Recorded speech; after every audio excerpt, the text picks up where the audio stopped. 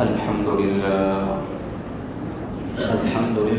نحمده ونستعينه ونستغفره ونؤمن به ونتوكل عليه ونعوذ بالله من شرور أنفسنا ومن سيئات أعمالنا من يهده الله فلا مضل له ومن يضلله فلا هادي له ونشهد أن لا إله إلا الله وحده لا شريك له ونشهد أن سيدنا ونبينا ومولانا محمدا عبده ورسوله صلى الله تعالى عليه وعلى آله وصحبه وبارك وسلم تسليما كثيرا كثيرا أما بعد قال الله تبارك وتعالى إن الدين عند الله الإسلام وقال تعالى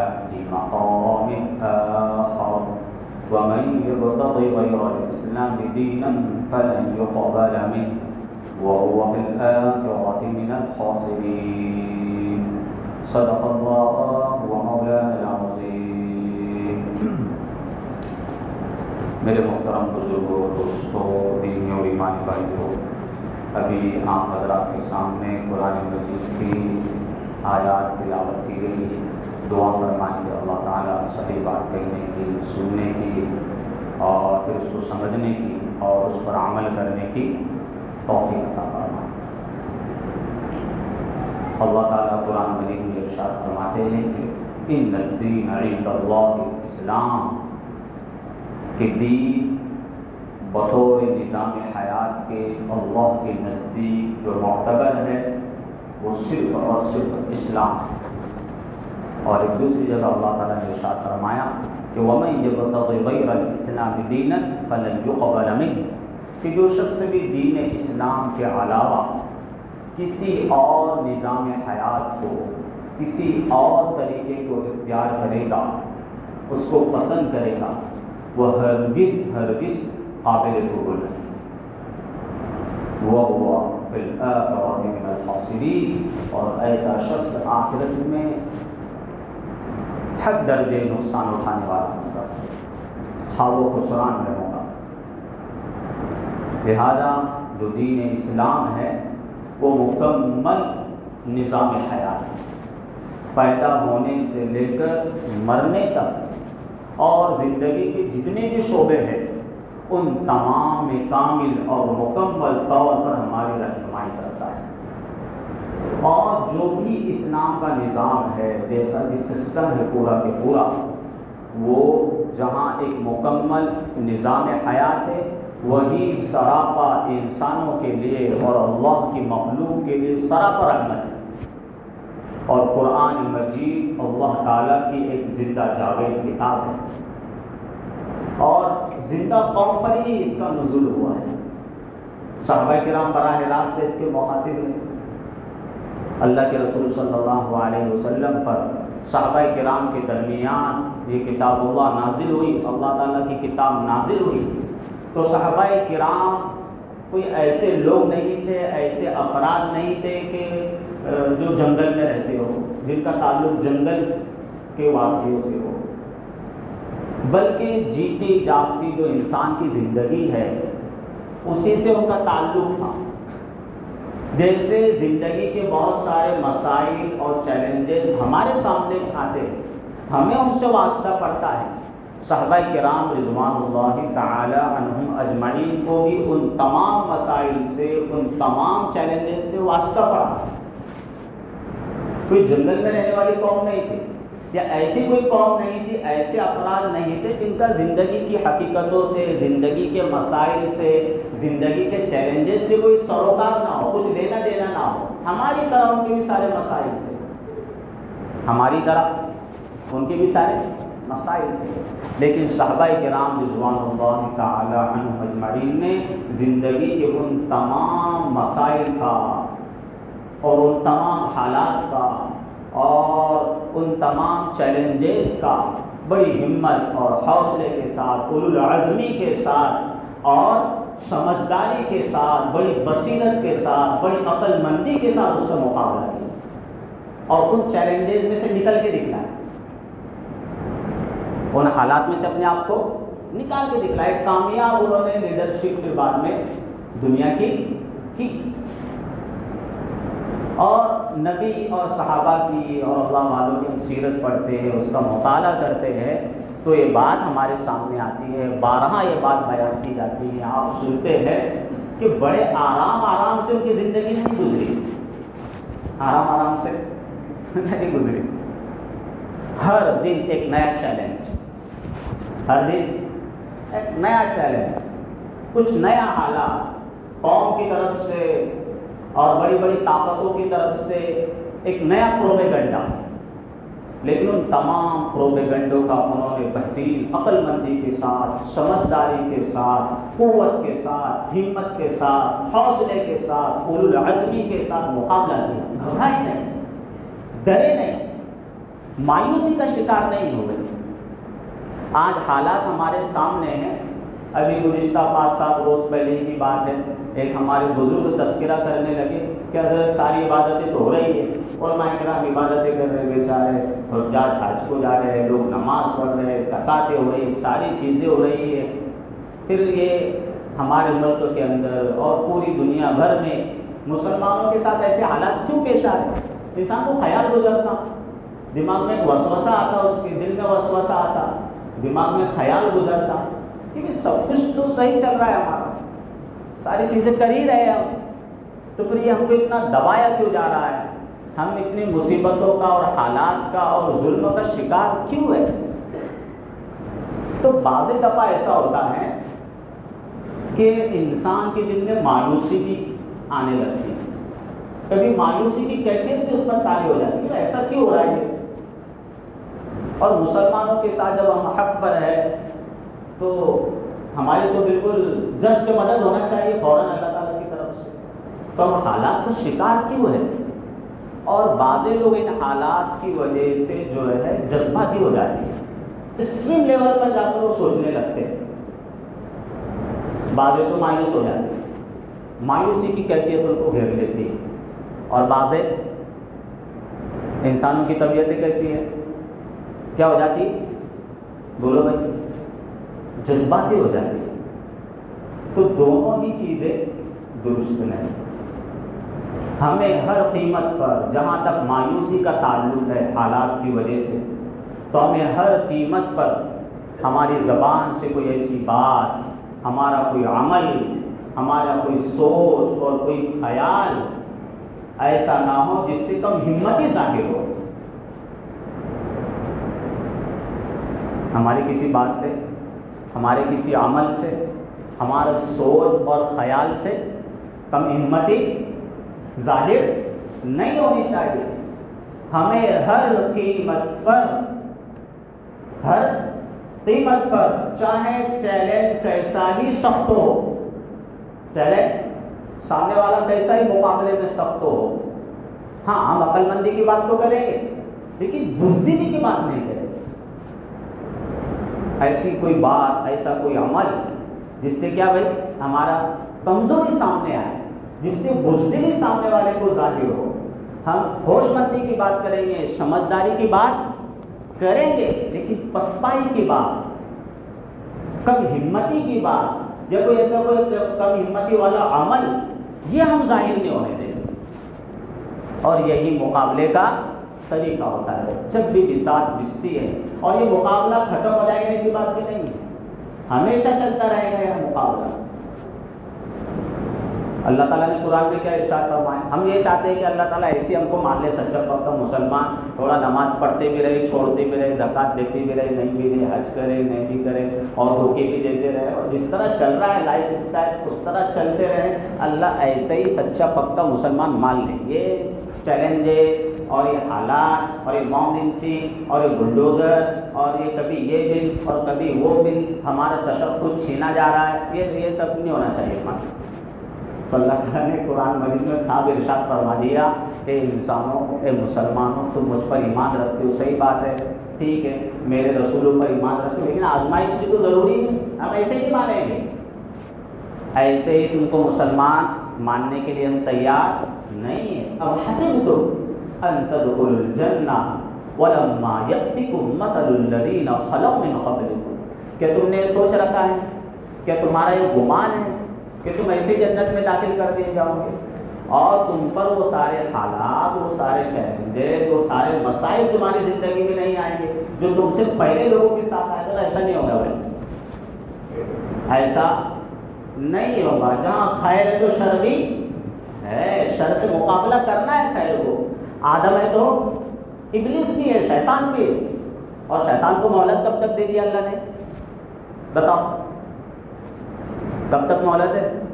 قیامت تک مہلت. تو قیامت تک یہ شر باقی رہے گا اور ہمیں چیلنجز کو فیس کرنا پڑے گا، نمٹنا پڑے گا. حالات آئیں گے، اس سے ہم کو نکلنا پڑے گا. ان چیلنجز کو اور حالات کو فیس کرنا پڑے گا اپنی ہمت کے ذریعے سے، حوصلے کے ذریعے سے، اولو العزمی کے ذریعے سے، عقل مندی، دانش مندی کے ساتھ، سمجھداری کے ساتھ. ان سب چیزوں کو ہم کو پوری زندگی بھر کیا کرنا ہے؟ مقابلہ کرتے رہنا ہے.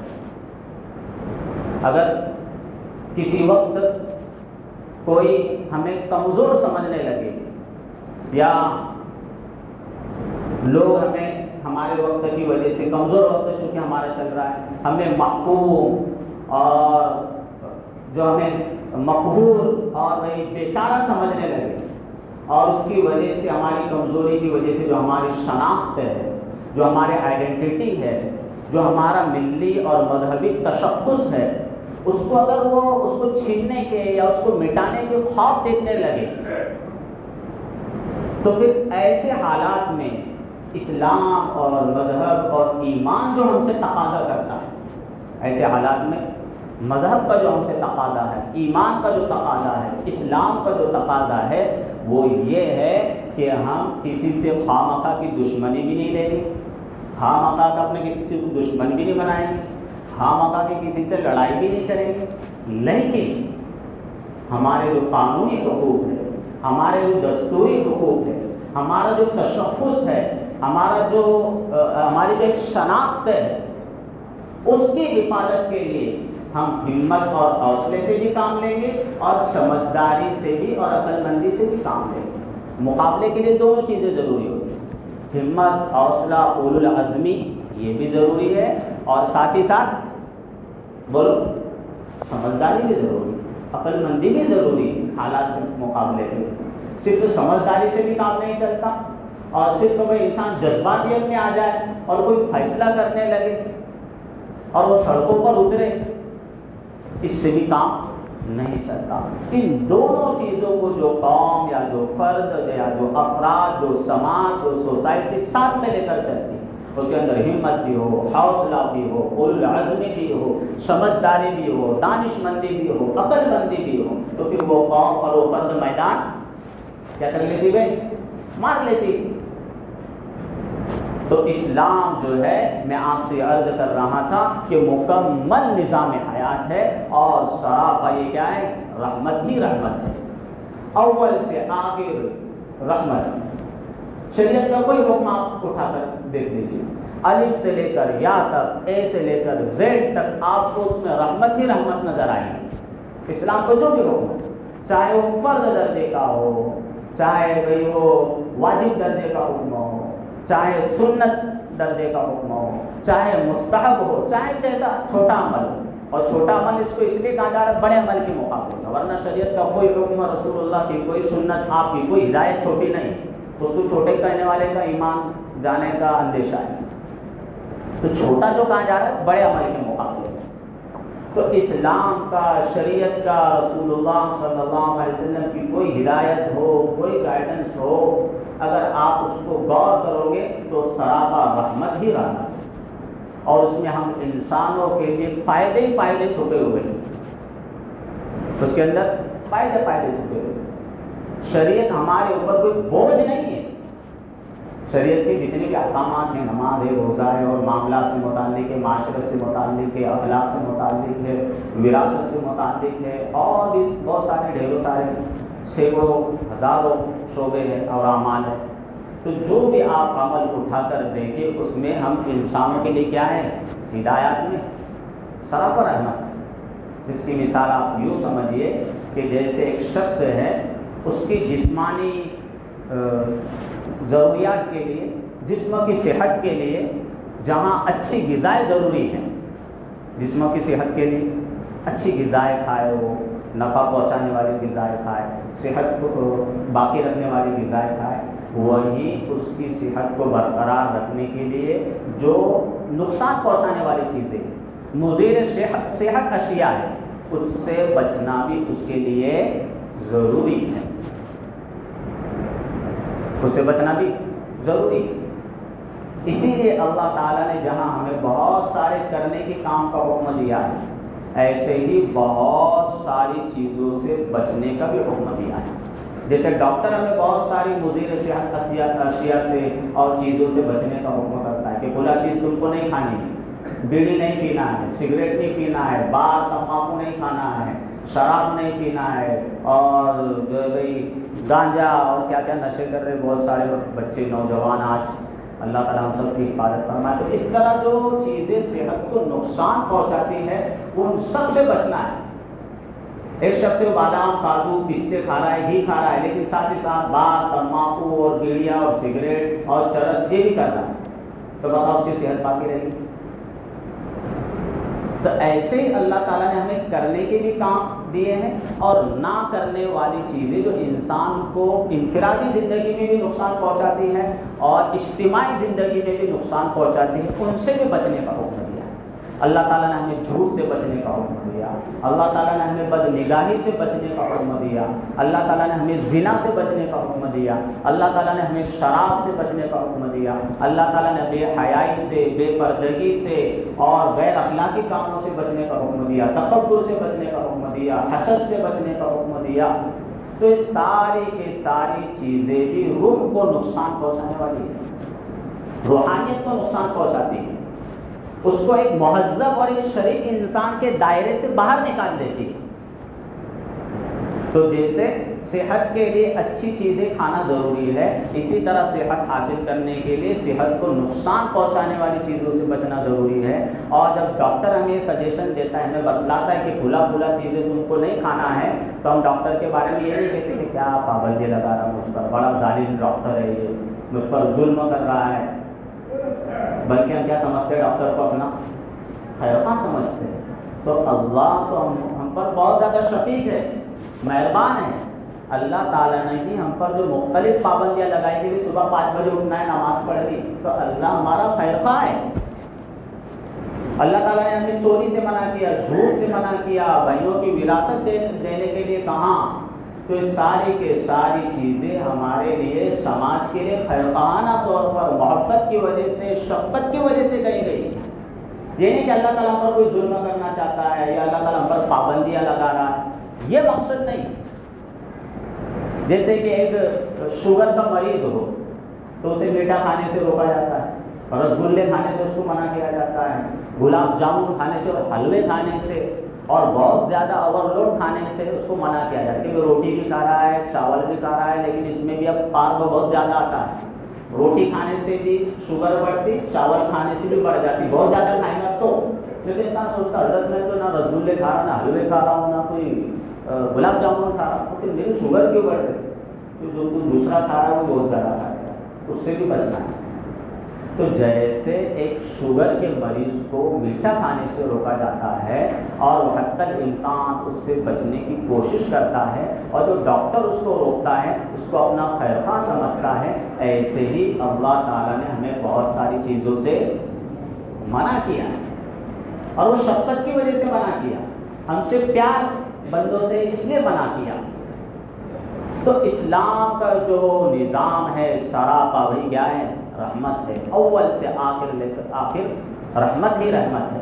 تو اللہ تعالیٰ نے جو بہت سارے احکامات دیے ہیں، بہت ساری چیزوں سے بچنے کا حکم دیا ہے، شریعت کے جو احکامات ہیں کہ ایک مہذب سماج وجود میں آئے، ایک شریفانہ سماج وجود میں آئے، ایک خیرخواہانہ سماج وجود میں آئے، تو شریعت کے بہت سارے احکامات میں سے، بہت ساری تعلیمات میں سے ایک تعلیم وقف کرنا کی بھی کیا ہے؟ وقف، کہ وقف جو ایسی چیز ہے اور جو شریعت کی ایسی حسین تعلیم ہے کہ اس کی وجہ سے سماج کی ترقی بہت جلدی وجود میں آ جاتی ہے۔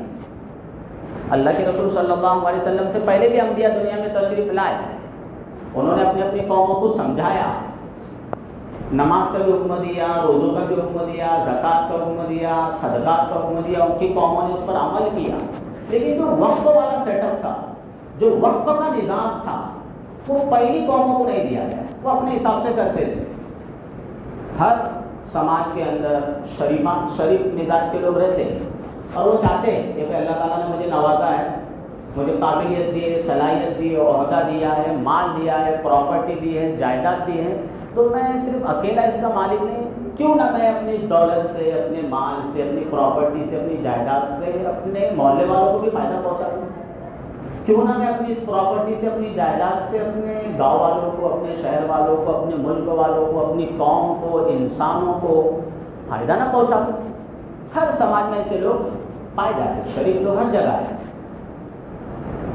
تو ایک مہذب قوم، ایک شریف اور باوقار قوم، اس کے لیے اللہ تعالیٰ نے اس کا جو مزاج یہ ہوتا ہے کہ میں اپنی پراپرٹی، اپنی جو جائیداد ہے، اپنا جو مال ہے، لوگوں کو اس سے فائدہ پہنچاؤ، تو اس کے لیے اللہ تعالیٰ نے اپنے رسول کے ذریعے سے، آخری پیغمبر کے ذریعے سے یہ پورا کے پورا وقف کا سیٹ اپ اور پورا کے پورا وقف کا نظام دیا ہے، تاکہ ایک خیرخواہانہ جذبات سماج کے اندر پیدا ہو اور پورے سماج کو، پوری سوسائٹی کو اس خیرخواہانہ جذبات کے ذریعے سے کیا پہنچے، فائدہ پہنچے اور ان کی ترقی ہو۔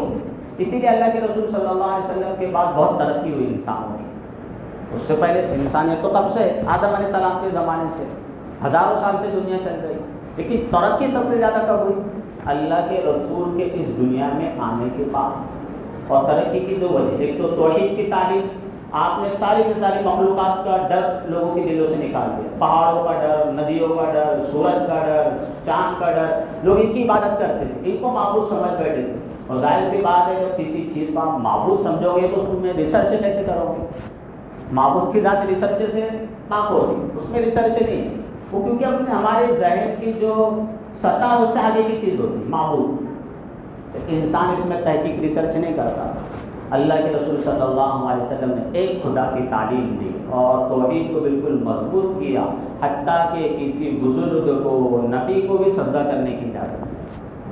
بس ایک اللہ کو سجدہ کر سکتے ہیں اور اسی سے انسان اسی کی عبادت کر سکتا ہے، اسی سے منتیں مانگ سکتا ہے، جو کچھ مانگنا ہے بس اسی سے۔ کسی انسان کے بس میں کچھ نہیں، نہ نفع پہنچانا ہے نہ نقصان پہنچانا ہے۔ تو ایک تو اس کی وجہ سے دنیا نے بہت جلدی ترقی کی، اور دوسرے اوقاف کا نظام۔ اللہ کے رسول صلی اللہ علیہ وسلم نے ایسی سخاوت پیدا کر دی لوگوں کے دلوں میں کہ پوری کی پوری جائیدادیں، میں نے آپ کے سامنے بیان کیا ایک مرتبہ کہ پرندوں تک کا خیال رکھا لوگوں نے، ان کے لیے بھی اپنی جائیدادیں وقف کی۔ تو اتنی تیز رفتار ترقی ہوئی سماج کی کہ ہزاروں اسپتال بنے، ہزاروں مدرسے بنے، ہزاروں مسجدیں بنی، ہزاروں شفا خانے بنے، ہزاروں بچوں کے لیے پڑھنے کے لیے، رہنے کے لیے دارالاقامہ وجود میں آئے، ہاسٹل وجود میں آئے، اور ایک مہذب، شریف اور ایک ذی وقار سماج دنیا میں وجود میں آیا۔ مسلمان جب تک اس پر عمل کرتے رہے کہ اپنے مال کے ذریعے سے، اللہ تعالیٰ کے دیے ہوئے مال کے ذریعے سے جو اللہ تعالیٰ نے عارضی طور پر ہم کو دیا ہے، وقتی طور پر دیا ہے، اس کے ذریعے سے خود بھی فائدہ اٹھایا اور اپنے سماج کو بھی فائدہ پہنچاتے رہے، اپنے شہر کو فائدہ پہنچاتے رہے، انسانوں کو فائدہ پہنچاتے رہے، تو تب تک مسلمان پوری دنیا پر چھائے رہے۔ جہاں کئی مسلمان جاتے، صحابہ کرام جاتے، دیکھتے کہ بھئی تم مہنگائی کا شکار ہو، یا کہ لوگ اس ملک کے لوگ مہنگائی کا شکار ہیں، تو اس کا علاج کس کے پاس ہے؟ اسلام کے پاس۔ کیا کرتے؟ کس کے پاس؟ اسلام کے پاس۔ تم کو یہ سارے آگے تاجر مہنگا بیچ رہے ہیں، ہم صرف 8 آنے نفع لیں گے، 4 آنے نفع لیں گے، چلو ہمارا پورا ٹرالا خالی کر دو۔ اس زمانے میں اونٹ تھے، ٹرالا بول رہا ہوں، انہوں نے سستے میں نفع لیے، کم کر دی۔ تو تمہاری مہنگائی کا علاج کس کے پاس ہے؟ اسلام کو ایز علاج انہوں نے پیش کیا۔ مہنگائی ہے اس ملک کے اندر، ہم اس طرح کریں۔ اگر اس ملک کے رہنے والے جو ہے ذخیرہ اندوزی یہاں پر ہو رہی ہے. انہوں نے پورے کے پورا ملک ذخیرہ اندوزی کی وجہ سے قحط سالی کا اور جو مہنگائی کا شکار ہو چکا تھا. اپنا پورا کے پورا مال انہوں نے وقف کر دیا وہاں کے لوگوں پر. ظاہر سی بات ہے کہ لوگوں کے اندر تو محبت پیدا ہوگی, چاہے آپ کے بارے میں کوئی کتنی نفرت لوگوں کے دلوں میں پیدا کرے, کتنا ہی بھڑکائے لوگوں کو گاؤں گاؤں جا کر, گلی گلی جا کر, لیکن اگر آپ کی ایکٹیویٹیز ہیں, آپ اتنا بے دریغ اپنا مال لوگوں پر خرچ کر رہے ہو, تو ظاہر سی بات ہے اس کو باولے کتے نے تو نہیں کاٹا کہ وہ خواہ آپ کی نفرت دل میں پالے گا. تو صحابہ کرام نے بے دریغ اپنا مال انسانوں پر خرچ کیا. یہاں کے لوگ بے روزگاری کا شکار ہیں, تو صحابہ کرام نے کہا کہ اس کا علاج, بے روزگاری کا علاج اسلام میں ہے. اسلام کو اس طرح انہیں انٹرپریٹیشن کیا, اس طرح اس کی تشریح کی, اس طرح تفصیل کی, اپنے عمل سے بتلایا. تو پھر لوگ جو ملیشیا, انڈونیشیا, الجزائر اور پورے کے پورے علاقے, آپ کو معلوم ہے 20 یا 57 اسلامی ممالک ہیں, پورے کے پورے وہ پہلے عیسائی سے مسلمان ہو گئے. تو یہ اچانک کیسے کیا ہو جائے, کوئی جادو منتر تو تھا نہیں. تو انہی اعمال کے ذریعے سے انہوں نے جو ہے انسانوں پر اپنا ایک رعب اور دبدبہ اور اسلام کی ایک سپرمیسی, اسلام کی ایک بالادستی قائم کر کے لوگوں کو دکھلائی کہ سماج کی جو ترقی ہوگی, اور اصل جو اوقاف ہے اس کا جو بیس ہے, اس کی جو بنیاد ہے, کہ جو سماج کی ترقی کا دار و مدار صرف حکومت پر نہ ہو, بلکہ سماج خود بھی اپنی ترقی میں حصہ لے. اوقاف کی جو بنیاد ہے, اس کے پیچھے جو لاجک ہے, اس کی جو بیس ہے, وہ کیا ہے؟ سماج کی ترقی, اس کا دار و مدار پورا کا پورا ڈیپینڈ حکومت پر نہیں. نگر پالیکا والا آئے گا کچرا والی گاڑی لے کر تو پھر کچرا صاف ہوگا, ایسا نہیں. نگر پالیکا روڈ بنائیں گی تو بنیں گے, ویسا نہیں.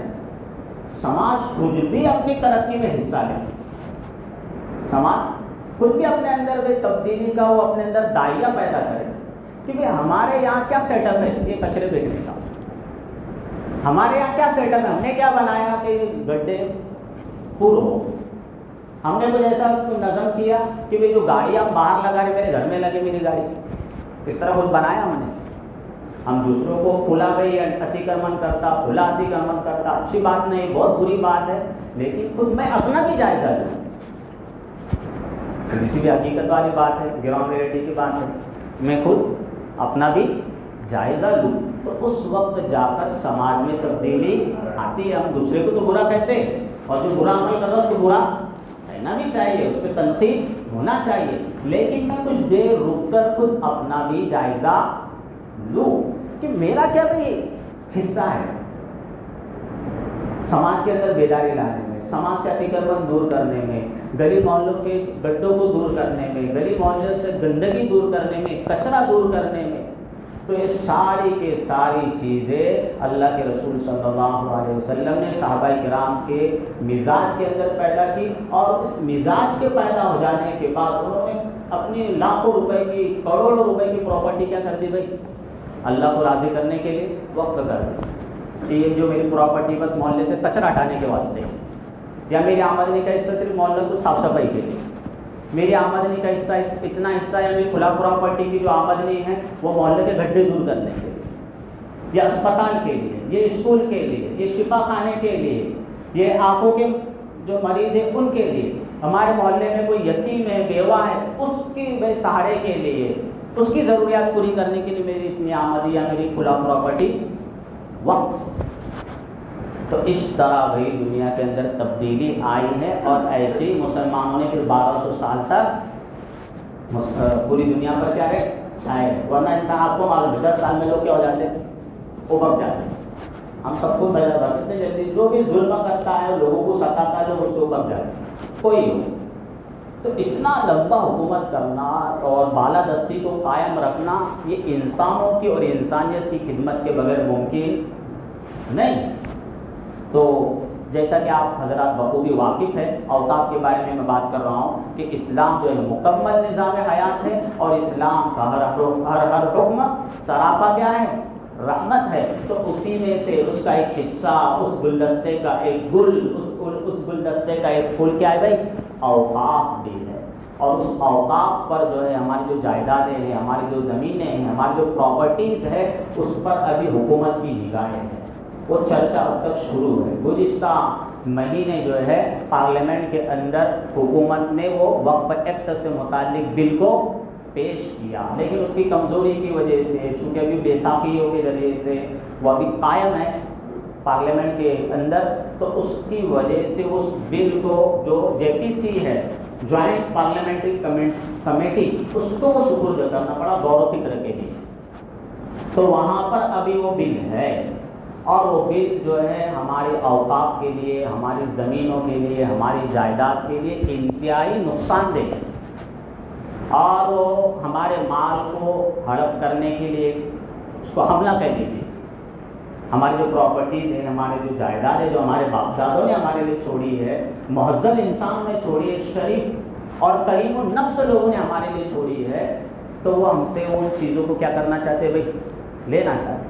اللہ نہ کرے، اللہ نہ کرے، اللہ نہ کرے، اگر وہ بل پاس ہو جاتا ہے تو پھر ہماری مسجدیں، ہمارے مدرسے، ہمارے مکتب، ہمارے قبرستان اور ہماری بہت ساری اسکولیں، ہماری بہت ساری دنیاوی فائدے کے لیے، دینی فائدے کے لیے جو چیزیں ہیں، وہ جو ہے اس پر کیا ہے؟ خطرات کے بادل منڈا ہے. وہ ہمارے ہاتھ سے جا سکتی ہیں اور وہ حکومت کی تحویل میں آ سکتی ہے. یہاں تک کہ میں نے ایک کلپ سنا کہ وہ مسجد کی پوری کمیٹی بھی غیر مسلم ہو سکتی ہے. وہ قانونی تو مجھے معلوم نہیں پوری اتنی ڈیٹیل، لیکن جو قانون دار لوگ ہیں ان کا کہنا یہ ہے، وہ یہ بتلا رہے ہیں کہ بتاؤ یہاں پر مسلم کے علاوہ غیر مسلم کمیٹیاں ہیں تو کیا کریں، اور وہ کیسے زیادہ نظام سنبھالیں. تو ایسے بہت ساری اس کے اندر ترمیم کی جا رہی ہے کہ وہ ساری کی ساری چیزیں، ہماری مسجدیں، ہمارے مدرسے اور جو ہمارے بہت سارے تعلیمی ادارے ہیں، سماجی ادارے ہیں، ملی ادارے ہیں، وہاں سے جو ہے وہ ہماری نگرانی سے ہٹ کر غیروں کی نگرانی میں چلے.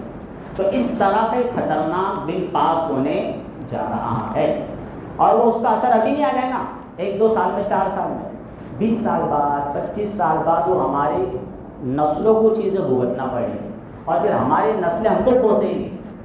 انہوں نے مسجد بھی نہیں بچا سکے، یہ جو ہے لوگ ایسے ہمارے باپ دادے تھے جو مدرسہ بھی نہیں بچا سکے، ایک اسکول ان سے بچ نہیں سکا. تو اس طرح وہ ہماری بات کی نسلیں ہو سکتا ہے کہ وہ ہم کو کوسے.